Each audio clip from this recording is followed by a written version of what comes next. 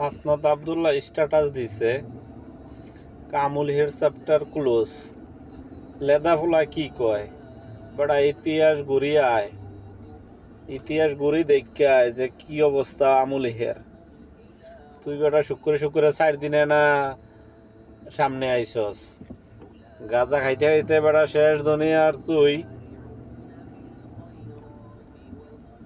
ইতিহাস পুরা পইরা এরপরে আইস আমুলের চ্যাপ্টার ক্লোজ করার জন্য। কথা বুঝছস? ফাও ফাও কথা কইস না। আর তুই চ্যাপ্টার ক্লোজ করবি কিভাবে?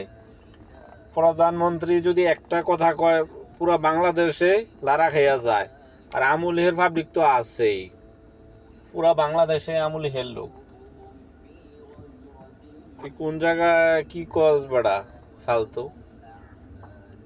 এদুমকার ফোলা বেড়া তুই আইসস আমুলের চ্যাপ্টার ক্লোজ করতি? হ্যাঁ, ইতিহাস হই যাইস, ইতিহাস জানস বেড়া। চ্যাপ্টার তো তোর জনগণেই তোরারে ফিটব, তোরার চ্যাপ্টার ক্লোজ করবো জনগণেই।